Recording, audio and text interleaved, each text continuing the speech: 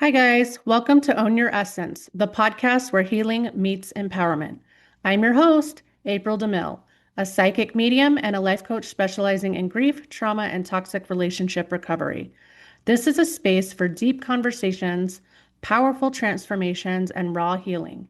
Each week, we'll dive into soul centered topics like psychic mediumship, the supernatural, metaphysical wisdom, emotional grief, addiction, mental health, spiritual wellness, and self discovery. Through inspiring interviews and personal insights, this podcast is here to spread awareness, spark connection, and support your healing journey. If you're ready to set boundaries, reclaim your confidence, and step into your true power, you're in the right place. Let's own your essence together. Hey guys, welcome back to another episode of Own Your Essence podcast, where we get to have deep transformational conversations with some of our favorite people. I'm your host, April DeMille, and today, let me pull out my little notes here. We are going to be having an awesome discussion with a sweet lady named Natalie Robertson. She is the director of Spiro Health, ABC practitioner, a life coach, and a speaker. So let me go ahead and give her a warm welcome. Let's pull her forward. 1 second, 1 second. And there you are. Let's see if you are. There you go. Okay. Okay. So, Natalie, I had just read your introduction and I'm super excited to sit here and talk to you because you have some really fabulous experience. You've kind of like got all kinds of experience. So I guess what we could do is like start with like where you're at now, and Okay. maybe we can backtrack and go, figure out some history and context as to how you got here. Okay, brilliant. Well, at the moment, I am director of my own business in Putney in London.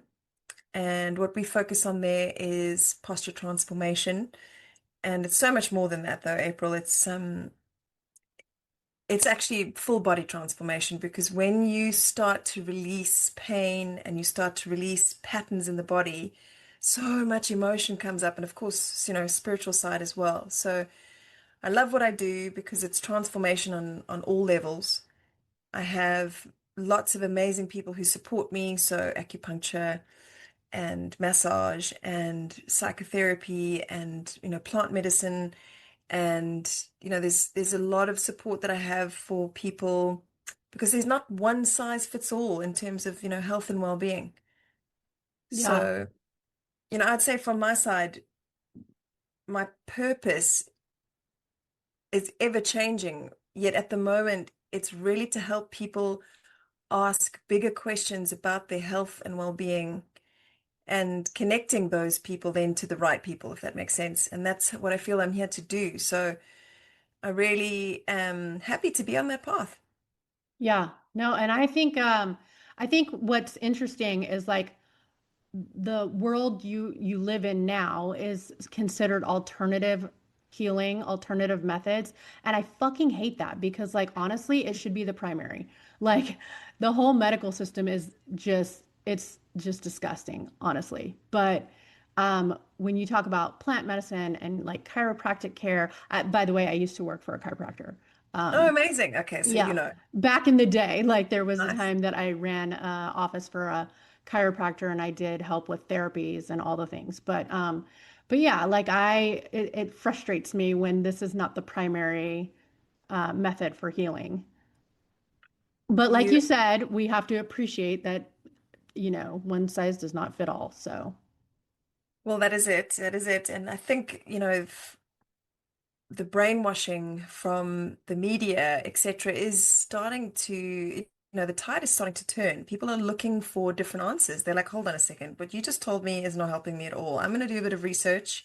And mhm. then when you start down that rabbit hole, you can't help but find different, well, ask yourself different questions, get different Hmm. answers.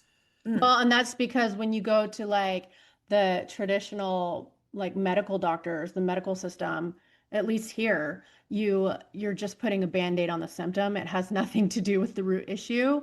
And so you're never getting answers, you're never getting healing. It's never true healing. And yet it might be for the time being, just, it takes a bit of the pressure off. But I totally agree with you. Totally agree. And, you're preaching to the choir because I would just, how many people we could help. So yeah.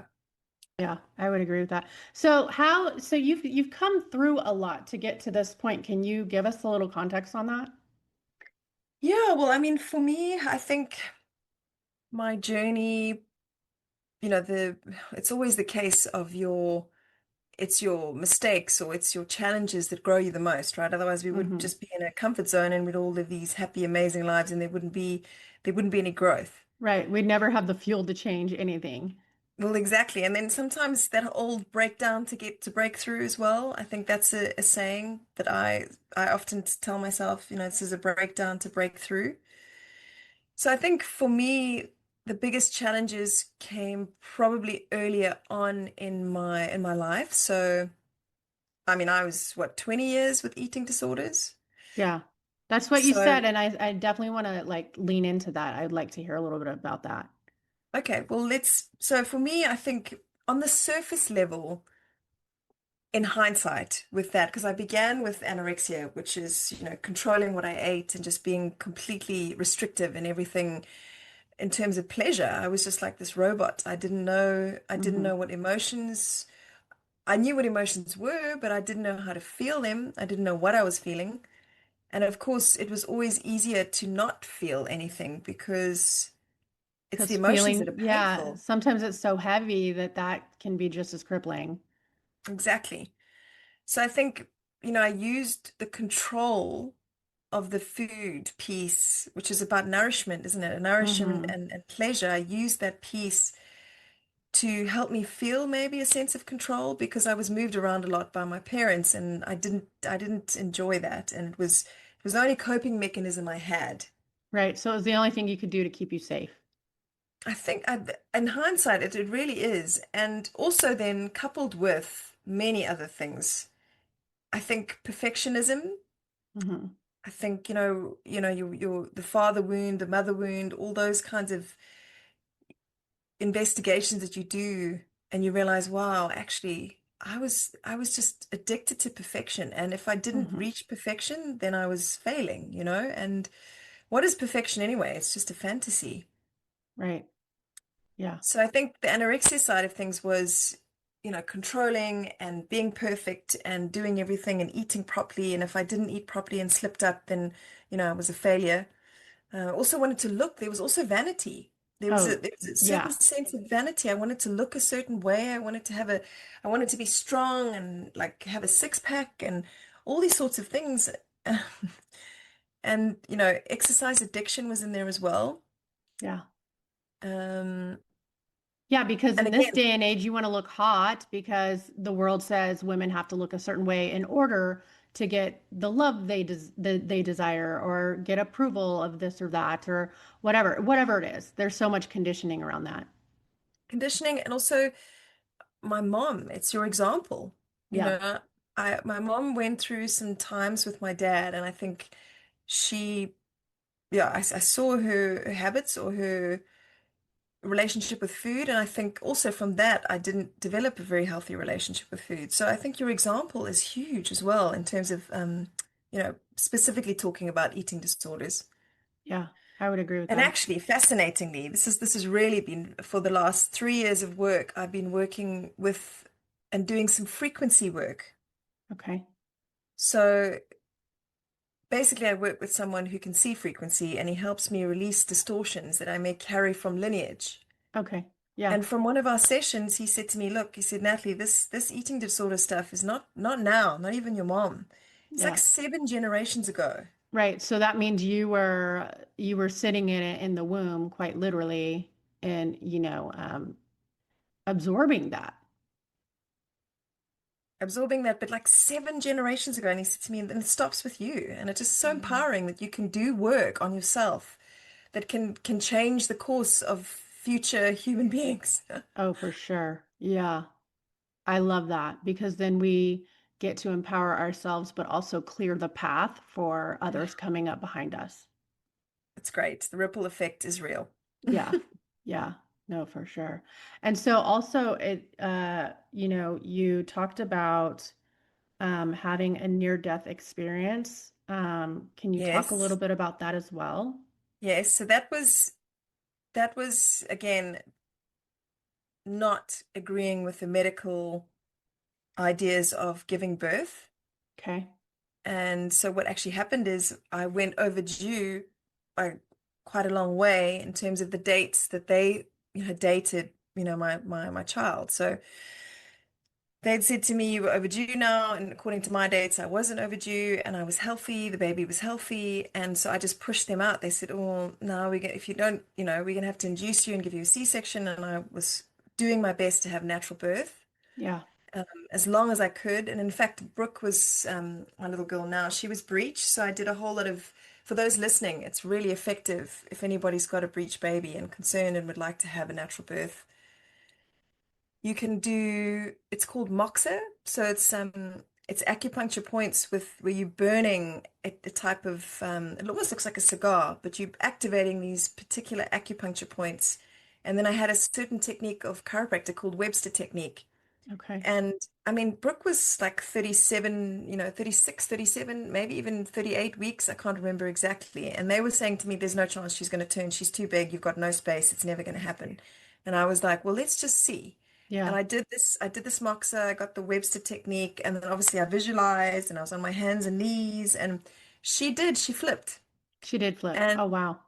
I know, and then I was over the moon because I was like, great, now she's not breech. Now we can just let let the birth happen naturally. And then, of course, she didn't come, and they were pressing me, pressing me, pressing me. And eventually, they did induce me. It was a decision made by my husband and I. And inductions, you know, that traditionally don't go very well. And long story short, I contracted, sure, I mean, I was like a minute and 10 seconds, the contractions apart for like literally straight 12 hours. Mm-hmm. And I hadn't, and when they checked dilation, I'd only dilated like a centimeter and a half. Yeah, I feel like I had a similar situation with one of my kids actually. So I was just, she's not ready, she wasn't ready, I wasn't Hmm. ready. Anyway, cesarean, a emergency C-section, and I thought, great, it's all done, it's all dusted. And then, I had Brooke in my arms for maybe 2 minutes, and then they said, listen, we've got to take you back into surgery. And I was like, well, fine. I was on so many drugs by then. I was like, yeah, let's do it. Let's go. I'm on. Let's move. So off we go back into surgery, and they couldn't, well, by that, they put me out. So I was completely out by then. And then what I learned is that I hemorrhaged. So where the Hmm. placenta was, it had come away and then it didn't actually clot. So I was just bleeding out. Yeah, I definitely did that with my son. Did you? Yeah, I did. Yeah. Wow. I mean, so you also, same thing, Well, that's why pain. your story grabbed my attention because I Okay, was like, oh, this lady is hitting like so many points in my life right now. So excited to sit with you. Like we have amazing. so much in common. So is he born, how many kids have you got, April? So I had four, but one passed away in 2012. Oh, I'm sorry. That was a tragic, unexpected accident. She was not quite three yet. But Oh, my I'm living sorry. children now are all adults. Like they're officially all adult children. It did almost kill me in childbirth. I started to hemorrhage also, and they didn't realize it for a while. And I started to almost pass out. And I got very cold all of a sudden. And then next thing I know, the whole room was filled with doctors, and they were pushing my mom and my son's dad aside. And they're like, "Get out of the fucking way!" It was a whole emergency thing, and then they begged me to do blood transfusions, and I told them no. I said no, I'm not going to do that. And I refused to do Really? that. Yeah, I refused it. Wow. So I recovered through that very It was a harsh recovery because I was lacking so much blood, but Yeah. I was like, you're not putting somebody else's blood in my body. I do not give a fuck. I was like, you're not doing it. So that's where I stood. I was just like, that's not going to happen. So interesting because they put me out and they just did it. and they didn't ask permission, but I think I would have died if they didn't because I lost 6 pints. They put 6 pints of blood. Yeah. Well, and that was your situation was different because they you were under, I was not. Okay. I had given birth to him and after that the placenta came out and I continued to keep bleeding, but I wasn't bleeding outwardly, so they didn't Okay. know Okay. until I said I feel weird and I'm freezing. And then they were like, "Oh shit." And then they started like Mm, pushing on my stomach and like all this blood just came out because it was just staying inside of me at the time. So it yeah. was a whole thing. So I think I was just I might not have been as close to knocking on death's door as you were, but it was still Mm. very, it was scary enough that they were like, you need blood. And I was like, no, I don't. You're not doing that to me. I was like, nope, sorry. Yeah, I mean, it's been an interesting path. I do think about that often. I was like, wow, I've got probably six different type, of, hmm yeah. Well, and I have Anyway, a blood type that's not an easy match anyway. okay. And I was like, hell no, you're not doing nothing to me right Yeah. now. Yeah. I was like, just not gonna, I was not gonna entertain that path at all. So fascinating stuff that we have had so much in common. But I Well, I do, mean, April, then they stuck a balloon up there. So then I had a balloon the size of like, I don't know how many centimeters to push against the placentus. And I was like, shit, to I've just given clot birth. it.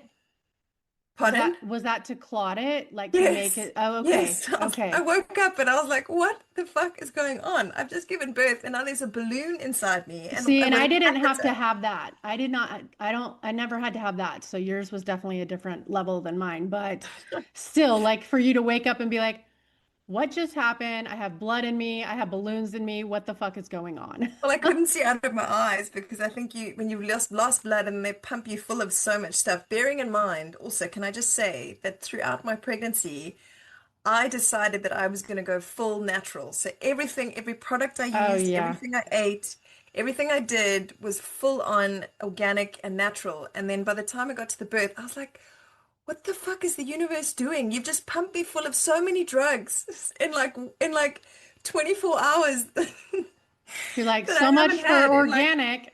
shit. Ah, it made me laugh. That is funny in the sense that like, thank you, universe, for having a sense of humor because there went my idea of anything organic at all. Exactly. Exactly. Oh. My goodness. So, can I ask you a question about that? With that experience in mind, how would you say that that experience shifted your relationship with like your body, your mind, your spirit? Like, how do you feel like you came out of that and looked at things differently? So I kept, well, I would say the relationship with my body had changed so much. Well, before that, well, actually, falling pregnant was a really big moment for me. My fertility, I'd had some issues, some miscarriages. I think it was three altogether. I actually had something called a missed miscarriage, where your body desperately wants to stay pregnant, but actually the baby's not alive. Okay. So spiritually, it was like, wow, So you're it's, holding on for dear life is a maternal instinct, but yet you've got to let this go. I had to have surgery to let it go. oh, okay. I'm so sorry. Yeah, it was That's still intense. rough. Yeah. It was, yeah, rough. And so when I felt pregnant, that's why I suddenly went, you know what? I'm going to just cherish and honor and nourish myself to the max. Yeah. And so that was a great moment for me. And then I think I'd say the biggest thing coming out of surviving that was I looked at the relationship that I have with my husband and I was like, I don't want mediocre. Yeah. I nearly fucking died. I was like, I don't want things to be okay or just mediocre or we have an okay relationship. I want us to have like a really, really great interdependent where we work on ourselves and then come together to be our best selves. And of course, we're there to be hold space for dark times and shadows and all that kind of thing. But yet, I want more. Yeah, because after knocking on death's door like that, you realize, oh, time is a thing in this 3D world, and I'm not going to settle anymore because fuck that. Exactly. Fuck that. Yeah, I agree with you on that. Yeah. So then it did shift like your perspective on a lot of things, including your relationship and how to carry forward there. It did. It did. And I probably learned to ask for help more. Mm-hmm. Wasn't That's didn't come easy for me, just really independent growing up and, yeah, you that's a know, hard one. It's a hard one for people that are that have history of being control freaks. And I oh say that yeah. because I have that history too. But also it's still a journey, April. I don't know about you, but I'm still working Oh on my that. God. Yeah, I'm working on it all the time. Yeah, like I'm still always a work in progress for sure. Hmm. Yeah, but it is hard when you're so independent and strong-willed, strong women, like all those things, and so to be able to relinquish control and delegate is not an easy thing to do. Well, I mean, this is the also the challenge. I think this is probably more of a recent challenge. So I'd say focus for like the last 2 years for me is that whole balance between feminine and masculine energy. Yeah, it's interesting. I get stuck up on that one because I still get in my head about like, well, if I have to be my own provider and protector and all the things that embody the masculine and the feminine, then I don't know how to make the leap into a relationship where he can take over those qualities and I can step into my feminine more because I've been single for 11 years. So I am my sole provider, protector, all the things. And same with, pitching in with my children and their lives. So that's where I go, um, I get stuck on that transition. Like how, I don't spin out on it too much because I don't have the energy to do that anyway. But like the thought still does occur where I go, how does that transition happen necessarily, or does it just happen naturally, organically, and we fall into our roles, I don't know because I don't have the experience. Yeah, I think for me, where I'm still in a current relationship, it's like the more I read, obviously, the more I listen and the more I observe, it's that safety piece. So, like a healthy masculine will provide the feminine with safety. Yeah. And as soon as we feel safe, we can just flourish. We can just go, okay, wow, I can be feminine. I can Hmm. flow and nurture and be and create. But if you don't feel safety, then you're just like, fuck that. I'm just gonna do this myself. Like I can Yeah. do it. I know I can. Yeah. Because I mean, speaking on my experience, I mean, I've been doing it all this time. Like anyway, so like it goes back to even boundaries and like what we settle for. Like I'm not gonna settle for anything that doesn't make me feel safe. Yep. And that's the journey that I continue to be on with my husband. Yeah, Yeah. yeah. And so you also spoke a little bit about some situations with your mom and your dad. Is that something you're able to talk about now Yes. or okay. Yes, absolutely. Okay. Yeah. Open book. Okay. And so, if you can give us a little bit, were you caretaking for both of them? No, so my dad, he transitioned in 2015. So it'll be 10 years this year. Yeah. And I would say that he was diagnosed with a very rare type of cancer. And I mean, this is where my awakening was really, because he was the healthiest man I knew. I mean, he was so strong. He was in the gym sort of, 6, 7 days a week. And, at 65, he had a six pack and he played rugby for South Africa and, just a really strong, physical, strong man. And he didn't drink, he didn't smoke, and, always watched what he ate. Yeah. And So I he was was like, well, how definitely, the hell? yeah, definitely caring for himself and then still somehow.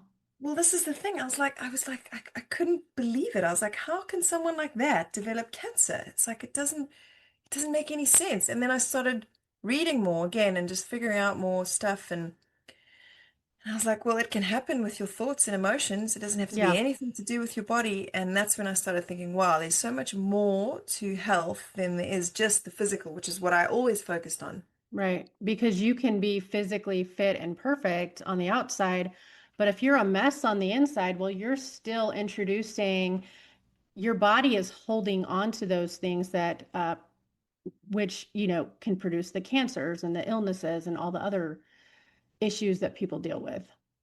Absolutely. So, I got more into sort of Louise Hay's stuff, which is, Mm-hmm. the spiritual meaning behind symptoms and how you can figure out what your limitations are and then shift them with different affirmations and things. And I read a bit more about that.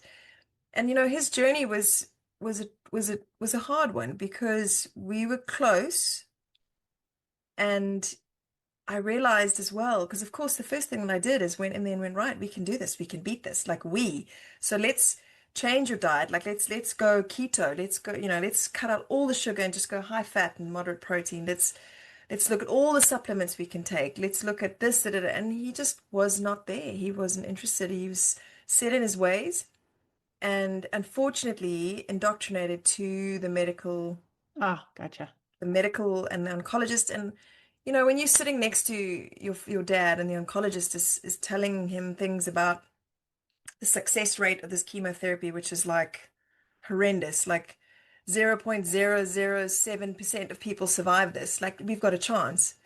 Wow. I can't, like I just and I for his sake, I wasn't going to question that or, be resistant to that because I don't think it would serve him. He wouldn't go the other way anyway. So I He just thought, well, wasn't let me open to it. no. Yeah. So Which that was just, hard. yeah, that would be hard because it's like, there's a different path, but he's already decided that that's the most probable path for himself, and you have to respect it. Like, what do you do? There's nothing you can do except for hold his hand quite literally. Well, exactly. So that was I was just about to say is that my coach at the time, she said to me, you know what? You can sit next to him, you can hold his hand on this path. It's not your path to walk. Yeah, for sure. And that's the only way that you're able to relinquish control in that situation too, is like just honoring, okay, I see you. I know that this is where you're at, and I'm here to support you, whatever that looks like. And that is fucking excruciating when you're losing someone that you love to death. Well, this is the path I'm now walking with my mom, who has Alzheimer's dementia. Okay. So then it's now, like it's grieving someone who hasn't left physically, but yet mentally is changing. It's not Yeah. her anymore. And that's really tricky as well. It is tricky. And the only experience I have with that is we just lost my last living grandmother a couple weeks ago, Oh, I'm and sorry. she passed from that. And so we had been grieving for a few years because she didn't even know who we were. And so that's a tricky situation as well, just because, like you said, you are grieving someone that's still there, but they're also not there. And I think, uh, like you say, it's, I'm preparing myself for the day when she won't know who I am. And that's, wow, that's for me, that's huge.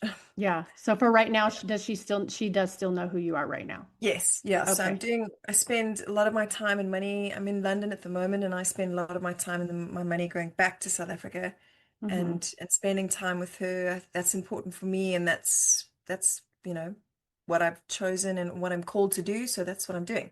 Yeah, for sure. Mm. Man, you are going through a lot of stuff. So, can I backtrack a little bit? I wanted to ask a question about, I know you said that you had the miscarriage situation and also like the near death experience with your child labor. Do you think, or is there any I'm sorry, suspicion that um, maybe the years of the eating disorders and things played into that, those types of, Yeah, I mean, I think eating disorders and fertility, there's a big issue with fertility because I mean, I never had a period. oh, So okay. so So when I was is that normal for people with eating disorders? Well, exactly. So when I was Okay. 17, my mom was like, right, you haven't had a period yet. And it was because I was so thin. I was over Oh, exercising and I was terribly thin, okay. basically anorexic. And, anorexics don't have periods. I didn't So, know that. So this is actually news to me because I didn't even know that. But it makes sense because if you're not nourishing your body, then your body can't do what it's well, I supposed to mean, do. my naturopath explained it to me and she was like, your sex hormones are like the bottom of the pile for survival. So if you're not Okay. giving your body enough energy and enough of the right stuff, it's the bottom of the pile. You're not going to procreate. It's just going to try and keep you alive. Ah, gotcha. Okay. So I was like, wow, that makes sense. So I didn't have a period. So my mom took me to the doctor, and of course, the doctor was like, let's put you on the pill because the pill will give you a period, which was a chemical period. So then Right. I was on the pill for 15 years, something like that. Yeah. And then when I came off the pill, I was like, right, let's get into some natural, normal, like my cycles, like where am I at? Yeah. And they did return, and and then I got help with the naturopath to because they were quite short, the cycles. So But we measured. you also weren't doing the eating disorder stuff by that time, right? Were you already Yes, so I the time frame is it's a little blurry now because it's been so long, but the time frame is probably at around, I would say 32.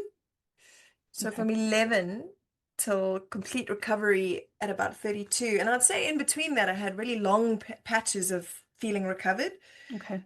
But recovery for someone who's got an eating disorder, people often say to me, are you really fully recovered? Like, is it true? Like, can you really eat that chocolate and be fine with it? And it's yes. And also I can talk about it freely. So someone who's got an Mm-hmm. eating disorder that is keeping it quiet is not someone who's healed all the way through. Yeah. Um, and so yeah, I've recovered in when I was about 32, and then the journey of falling pregnant was from 32 to when I had Brooke at 36. So there's 4 years. Yeah. Okay. So it's even here, I feel like I would have some similar territory because I have what I would consider a glorified eating disorder in the sense that I still weigh my foods and I still weigh my track my calories. And because I have what we suspect is mast cell activation syndrome, my Yeah. body's allergic to everything. It Yeah. goes anaphylactic over everything. And That's so I don't feel safe nourishing my body because my body tries to kill me every time I do it.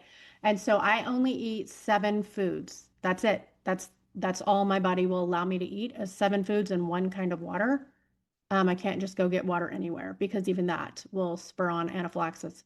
And so this has been something I've been living with since about 2017, 18. I suspect longer than that, but it got worse after my daughter died because my body took an immune system hit with that kind of grief when you have a yeah. child lost. Jeez. And Yeah. so it's I have wondered many times is this a glorified eating disorder at this point, or is this medically necessary because my body's trying to Mm. fucking kill me and I really don't Yeah. know.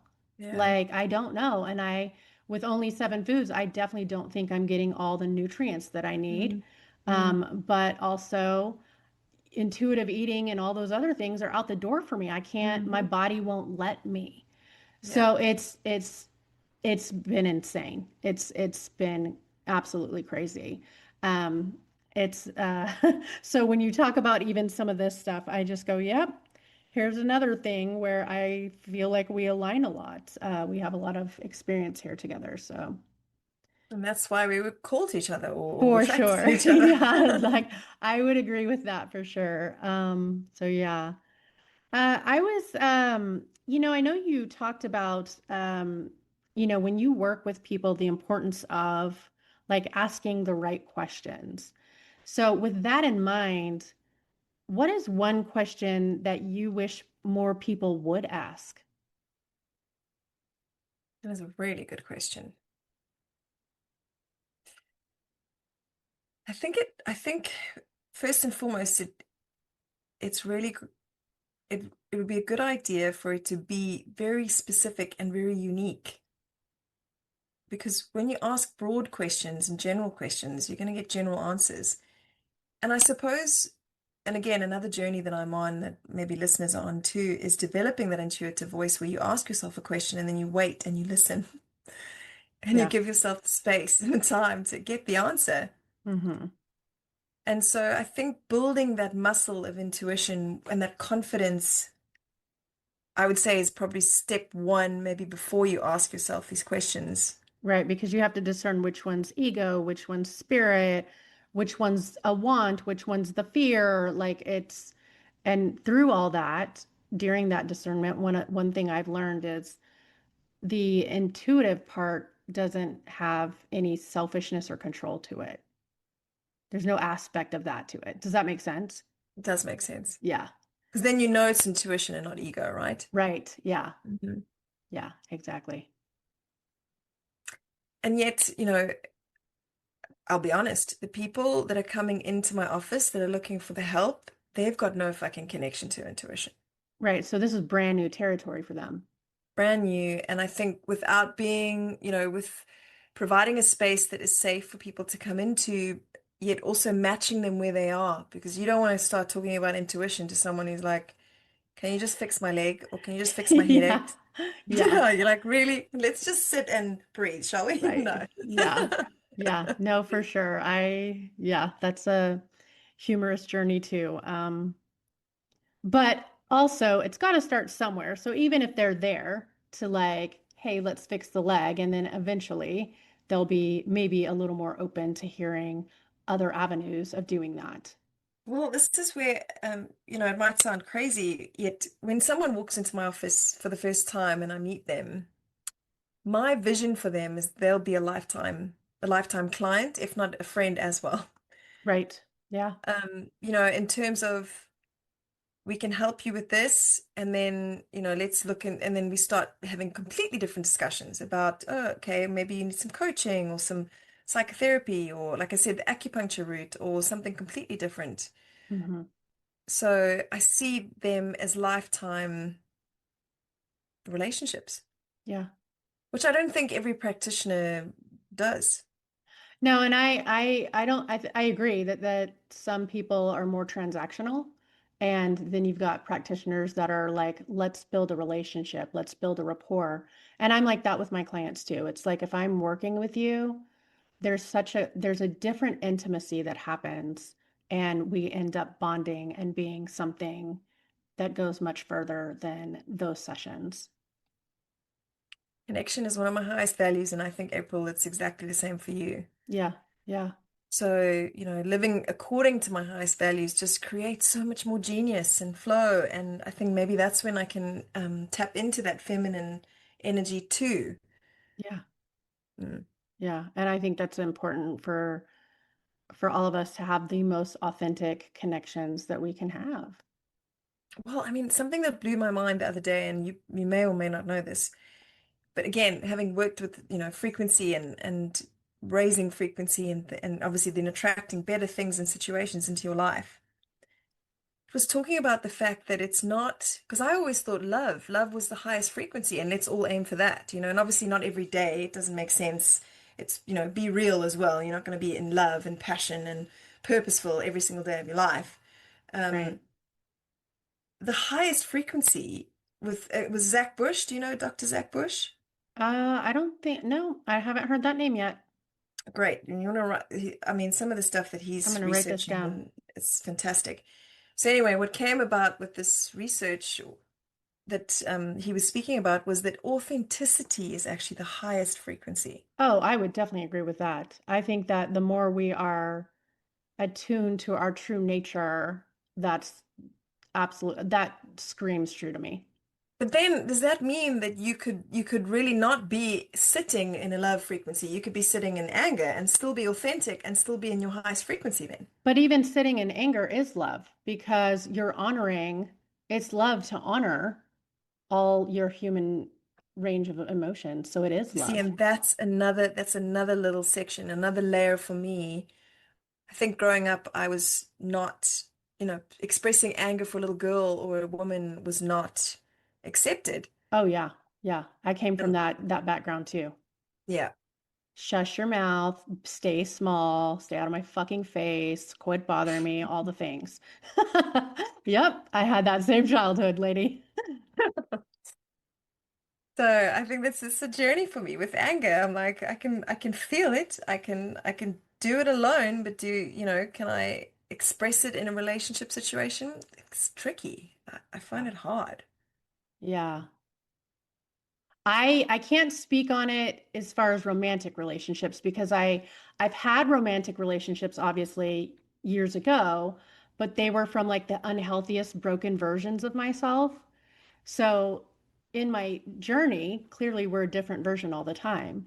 But Mm. as this healthiest version of myself, I've not had those romantic experiences. So I can't speak on that. I don't know what that would look like. However, I do have those experiences with my children, my other family members, my best friends. Like I have great relationships where I do have to practice a lot of those things. And so, but I'm not living with any of them either. So that's a whole nother level that I think Yeah, exactly. A whole nother that's a level. whole nother ball game that I have not even explored yet. And I'm not sure at this point in my life I will or not. I'm not closed off to it, but it's one of those mysteries. We'll see what's in the mystery bag. Like what am I creating here? I don't fucking know. But yeah, I will say that I have to honor like those of you that are married and practicing those types of standards and relationships because it's not for the faint of heart, but it's also fucking beautiful. Like it's a lot of work. Yeah, I think at this minute, it's it's my biggest area of discovery at the moment is Mm, intimate relationship. hmm.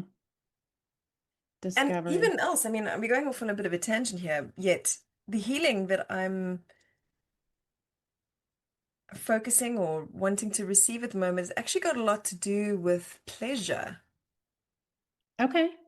which Yeah. again, not something I was brought up with, never educated on it, was never a thing. But actually, it's like for women, it's such a big part of being a woman Yeah. and And creation and yeah, and I love that manifestation. because you're talking about like being allowed to have pleasure, being allowed to embody it, being allowed to have desires. And that doesn't even just mean passions or sex. It can mean the creations, the nurturing, the nesting, the foods, all of it, like everything. Absolutely. Yeah. That's it's nice when you at least have the awareness to go, oh, here's the next part of my journey and what I'm learning now. Well, I mean, the little secret, not a secret yet, it's something that I'm working on is a crystal ball. So I've been doing some scrying. Oh, yeah. Okay. And I don't have experience with it yet. I'm just, following the guidelines like I'd follow any guidelines where I'm going to be in a different realm or tapping into, Okay. some kind of wisdom. And it's been pretty exceptional so far with guiding me with these next steps. I was like, what the fuck is my next step? And literally was like, bang, this. And I was like, Okay. okay. I love that.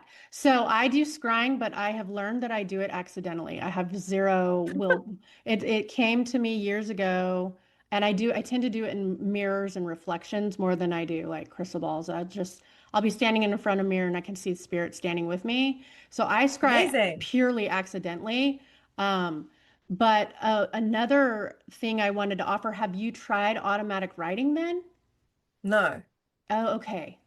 After this, like maybe we can go over that, or maybe I can please. even, I'd love to. I'd yeah, love I was to. gonna say maybe automatic writing is something you could look into as well. Yes, I will. I'm gonna write it down right now so I don't forget. So another thing, since we're talking about, shifts in the bodies, I was gonna ask you from your view, where do you think most people disconnect from their bodies? Like, at what point do most people do that? In time or physically? Maybe both. Maybe I guess there's no wrong answer to this. So like maybe. Mm. Well, I think, like when I'm working with someone, it is just, well, I'd say with someone, I'd say the majority, like you're talking 99% of clients that'll come in my door that are like, looking for either pain or posture or performance, something functional is going on. And usually we're their last resort, right? Because like you said, it's alternatives. So people are like, well, I've tried the medical, I've been to an osteopath, I've been physiotherapy, I've been exercise classes, and I ruined myself. I'm now with you as a last resort. And I'm like, okay, fantastic. Mm-hmm. I would say everybody lives in their head Yeah. Okay. because, and I know that for sure, because when I work on the structure, so I do alignments, I do very gentle work up against the wall with the spine, with the first rib, which sits underneath your collarbone over here, and just do a very gentle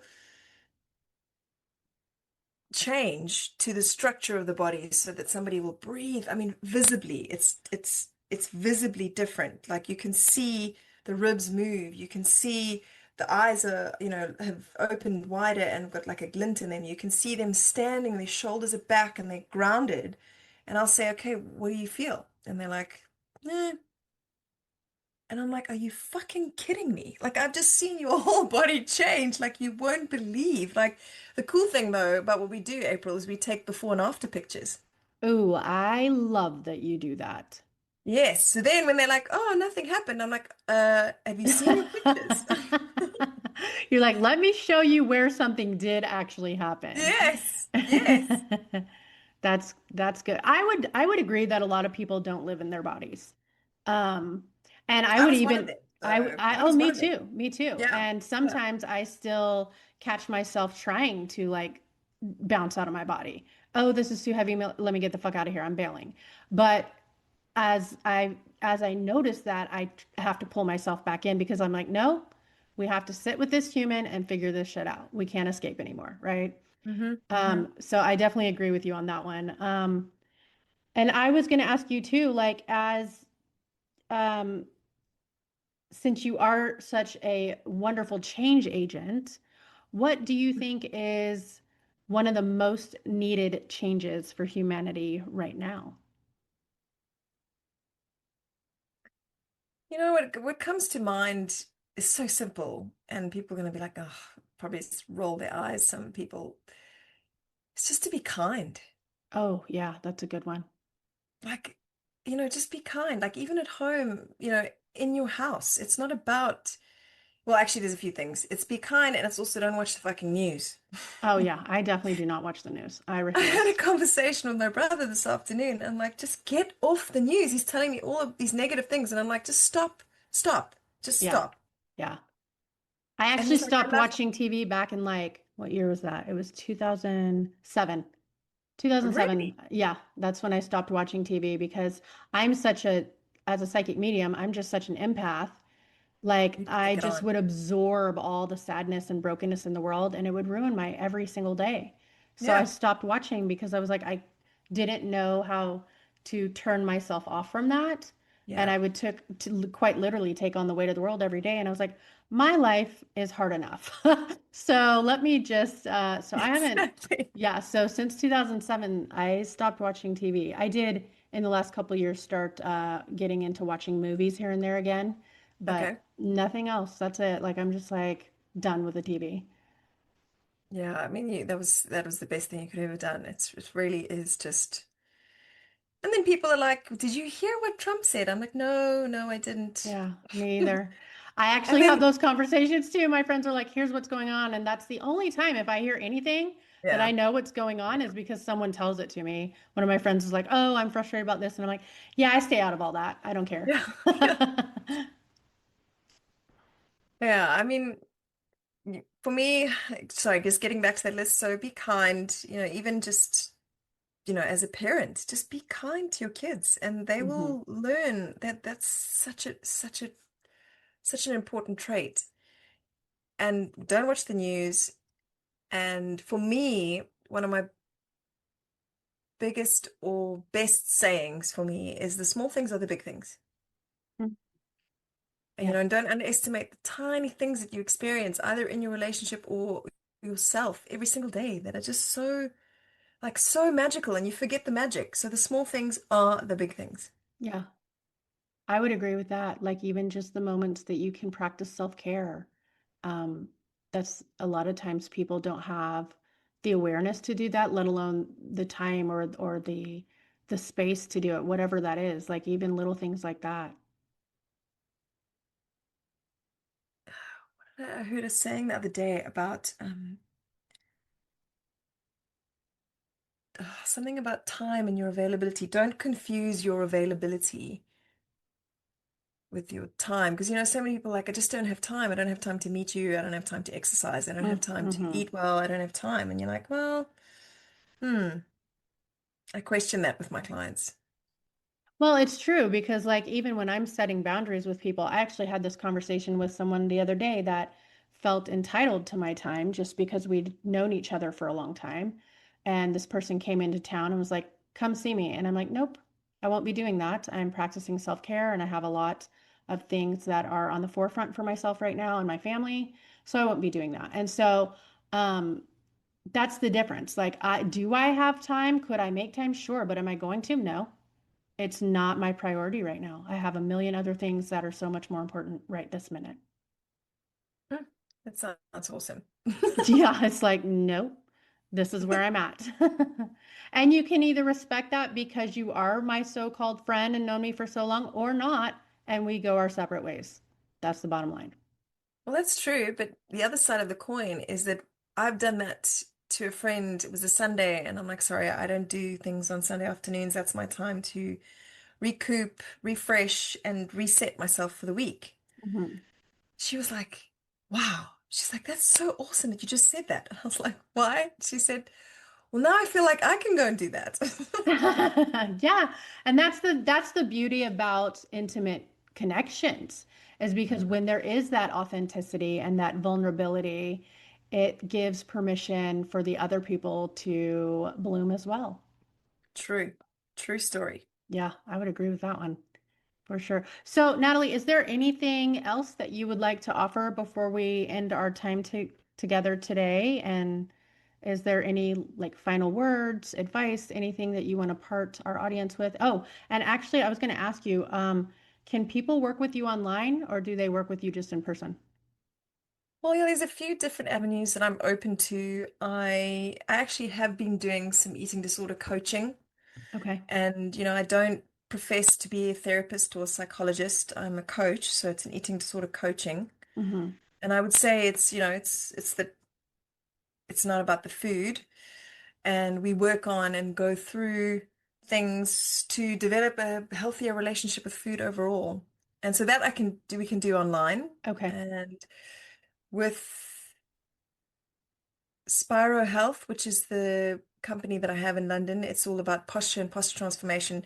Happy to have phone calls over Zoom or any other platform just to connect with someone because there's practitioners like me and what technique I use all over the world, so I can connect you with those people, but also just give you advice if you have any questions. I'm really open to any of those avenues. Okay. Perfect. That's that's awesome.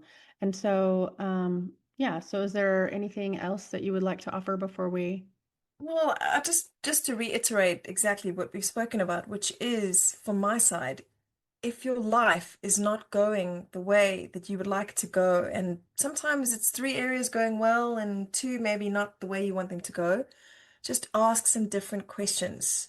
You may feel stuck, and that's fine. You're with the stuckness, yet if you're asking different questions of yourself, you'll get some different answers and the solutions will show up. Yeah, I think that those are fabulous words to offer our audience because I agree that the moment you start asking the questions, it's because you know that the answers will be there. So, Have the faith, have the faith. And then also, April, just to say, thank you for your work and your gratitude and the energy you put out into the world. The podcast is going amazing, and yeah, I wish you all the best. oh, thank you so much. You're so sweet. I still feel like a newbie and I don't know what I'm doing, but I'm still having fun doing it. So I'm good with that. So it's perfect.